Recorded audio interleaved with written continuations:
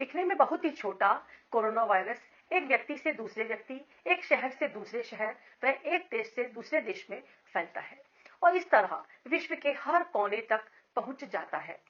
यह वायरस हम में से किसी को भी पकड़कर बीमार कर सकता है और हमारे द्वारा दूसरों तक पहुंच सकता है। कोरोना वायरस से संक्रमित व्यक्ति के श्वास से, खांसने, छींकने, खकारने से और बात करने से यह वायरस लाखों की तादाद में बहुत ही सूक्ष्म कणों के रूप में संक्रमित व्यक्ति के आसपास की हवा और सतहों पर आ जाते हैं। हमको पता भी नहीं चलता है कि कब यह वायरस हमारे शरीर में प्रवेश कर जाता है।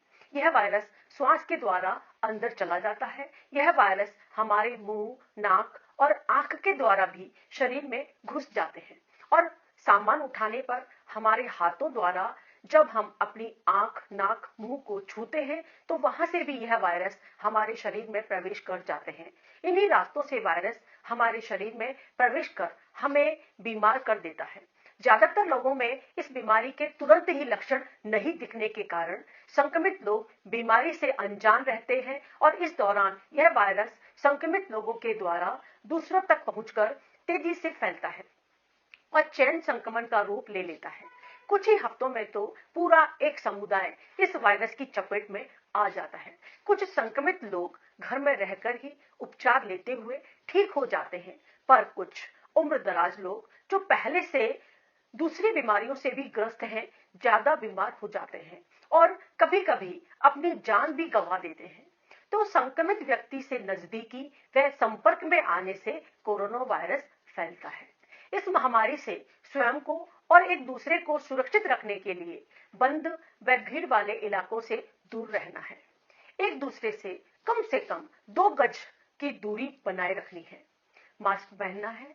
चेहरे से अपने हाथों को दूर रखना है। मुंह ढककर बंद बाजू पर खांसना है। साबुन पानी से हाथों को धोते रहना है और सतहों को 1% हाइपोक्लोराइड सॉल्यूशन से छिड़काव कर वायरस मुक्त रखना है। हम सतर्क तो थे, पर एक दिन मां को बुखार आ गया और कफ वाली सूखी खांसी होने लगी। उनके सर में दर्द था और शरीर में थकान हो गई थी। हमने संबंधित नर्स को कॉल किया और उन्होंने बोला कि शायद आपकी मां कोरोना से पीड़ित हो चुकी हैं। हमारे गांव में और भी बहुत लोग इस नई बीमारी से पीड़ित हो चुके थे।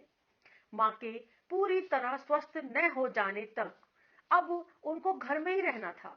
हमें सुरक्षित रखने के लिए उन्हें मास्क पहनकर रहना होता था और घर में ही हमसे अलग रहना था। मां से अगर हमें भी संक्रमण हो जाता तो दूसरे लोगों को संक्रमण से बचाने के लिए हमें 14 दिन तक घर पर भी रहना होता। एक दोस्त खाना और दवा घर पर रखकर चला जाता था।